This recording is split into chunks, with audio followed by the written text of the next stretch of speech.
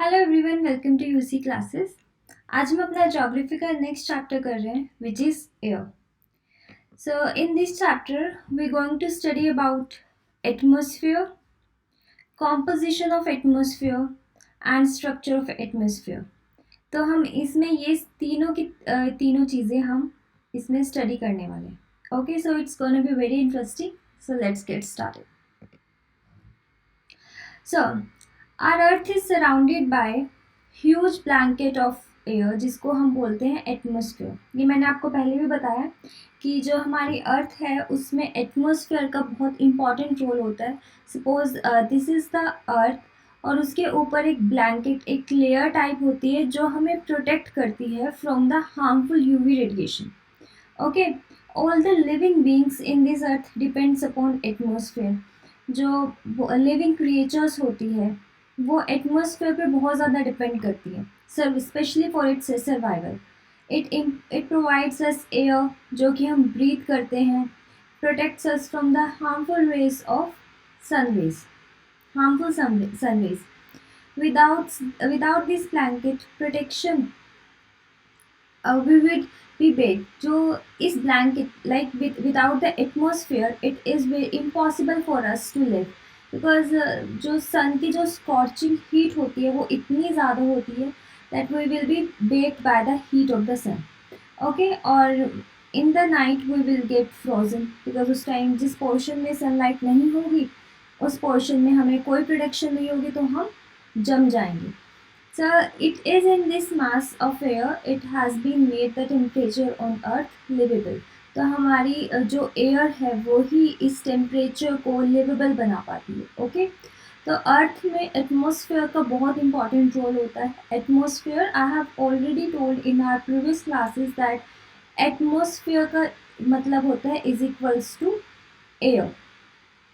तो एटमॉस्फेयर क्या करता है, हमें एयर प्रोवाइड करता है which protects us from everything from the sun rays and provide us a livable homely condition on the earth।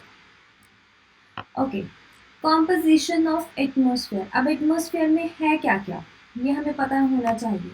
Atmosphere में दो मेजर गैसेज है जिसमें फर्स्ट आता है नाइट्रोजन एंड देन आता है oxygen. many people are confused between these two gases as they think that oxygen is the most abundance in our atmosphere, but no, it's nitrogen, not oxygen। okay, and rest of these carbon dioxide, helium, ozone, argon, hydrogen ये थोड़ी lesser quantities में मिलती हैं और ये दोनों gases जो होती है वो abundance में होती है। so this is the composition of atmosphere। यहाँ पे क्या होता है 78% आपको क्या मिलेगी, नाइट्रोजन। उसके बाद आपको 20.9, पहले इसको हम राउंड ऑफ करके 21% आपने बुक्स में देखा होगा, बट एक्चुअल में इट्स 20.9% जो कॉम्पोजिशन है वो ऑक्सीजन की है। और जो ये रेस्ट ऑफ द गैसेज है ये अदर गैसेज है जिसमें आती है हमारी आर्गन, कार्बन डाइऑक्साइड, हीलियम, ये सारे। ओके, और जो हमारी कार्बन डाइऑक्साइड है ये थोड़ा इम्पॉर्टेंट हो जाता है। कार्बन डाइऑक्साइड की जो कॉम्पोजिशन है इट्स 0.03%। सिर्फ इतनी सी ही कॉम्पोजिशन है कार्बन डाइऑक्साइड की, और इतनी कॉम्पोजिशन होने के बाद अगर इसे वो थोड़ी ज़्यादा बढ़ जाती है तो वो जो गैस होती है, जो वो एयर होती है, it become poisonous. Okay, so this is the composition that I have already told you। Nitrogen is 78%, oxygen is 21%, although it's 20.9%, but by the round off it's 21%। then it's argon which is 0.93%, carbon dioxide is 0.3%, and other gases 0.4%। okay, so first is nitrogen in the composition।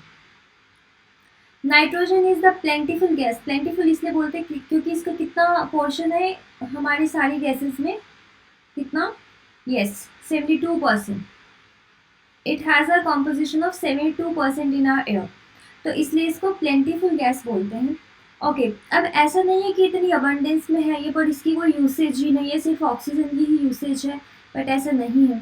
Nitrogen is very required for living creatures ऐसा है कि हम oxygen है which is the necessary for our human beings, इसलिए हम उसको बहुत ज़्यादा हाईलाइट कर देते हैं कि basic gas for the living, but ऐसे नहीं है।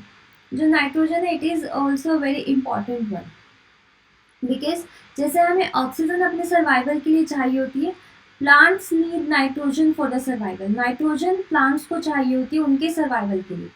वो क्या करते हैं, they can not take nitrogen directly from the air. ये क्वेश्चन आता है काफ़ी बारी, whether plants can take the nitrogen directly from the air और नॉट।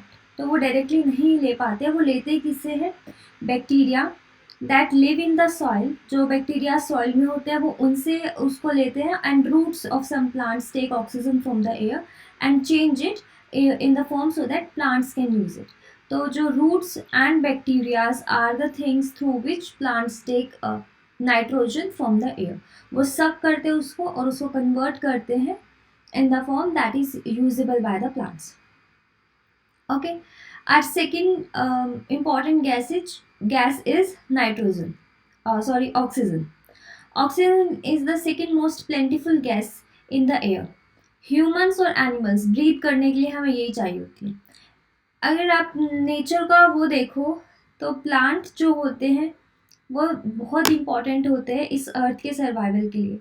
तो नेचर ने उन्हें 72% मतलब अबंडेंस गैस प्रोवाइड की है, क्योंकि नेचर को पता है कि उनके सर्वाइवल के लिए नाइट्रोजन ज़रूरी है और ऑक्सीजन हमें ज़रूरी है एनिमल्स को, और इसलिए उसकी कॉम्पोजिशन सिर्फ 21% रखी गई है। ओके, ग्रीन प्लांट्स को ऑक्सीजन चाहिए होती है for the process of photosynthesis के लिए। फोटोसिंथेसिस कौन सा प्रोसेस होता है मैंने लास्ट वीडियो में बताया था, मैं पिछली वीडियोस में बता चुकी हूँ, तो इसको मुझे कमेंट सेक्शन में बताइएगा what is the process of photosynthesis cold.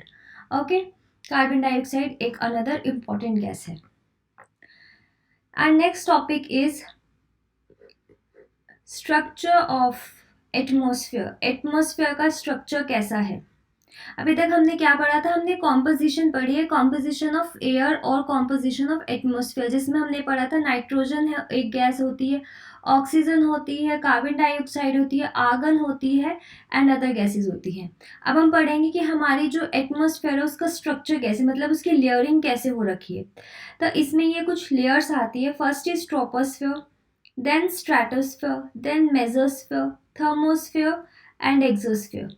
तो हमारी ये 5 लेयर्स हैं जो हम इसमें स्टडी करेंगे। If you able to see over here, troposphere, stratosphere, mesosphere, ionosphere जिसे हम थर्मोस्फेयर भी बोलते हैं, and exosphere. This is another picture of it. अगर हम मतलब उसका प्रॉपर एक व्यू देखें अपने अर्थ में, तो ये ऐसे एक ब्लैंकेट टाइप बना हुआ है हमारा एटमॉस्फेयर का। सबसे पहले ये अर्थ है, उसके ऊपर ट्रोपोस्फेयर दिखेगी आपको, फिर आपको ओजोन लेयर का एक वो दिखेगा, फिर स्ट्रेटोस्फेयर दिखेगी, mesosphere, thermosphere and last one is exosphere. और उसके बाद क्या स्टार्ट हो जाता है, उसके बाद स्पेस स्टार्ट हो जाता है। First is troposphere. ये सबसे इम्पॉर्टेंट लेयर होती है एटमॉस्फेयर की, one of the most important layer of atmosphere. इसकी जो एवरेज हाइट है वो कितने है, 13 किलोमीटर। ये याद रखना काफ़ी इंपॉर्टेंट होते हैं, इनसे क्वेश्चंस आते हैं कि what is the height of troposphere and by which length the troposphere is spread. तो so it's 13 kilometre. And the air we breathe exist here, that means oxygen इसी एयर में मिलती है हमें। ऑलमोस्ट जितने भी वेदर फिनोमेनास होते हैं like rainfall, hello storm, fog, वो सारे के सारे कौन सी लेयर में आते हैं, ट्रोपोस्फेयर में। मतलब see this is our troposphere. यहाँ से इसका कितना इसका क्या बोलते हैं, हाइट कितनी है इसकी, 13 किलोमीटर इसकी हाइट है। और इसमें अभी मैंने बताया आपको कि जितनी भी मेजर चीज़ें होती हैं लाइक रेनफॉल हो गया, हेल स्ट्रॉम हो गया, वो सब कुछ इसी लेयर में आता है। And if you see these UVB, UVA, UVC, तो ये हमें UV प्रोटेक्शंस भी प्रोवाइड करती है, ये वाली जो होते हैं ये। और वो कौन सी लेयर है जो हमें UV से प्रोटेक्शन प्रोवाइड करती है, ultraviolet rays of the sun, its ozone layer.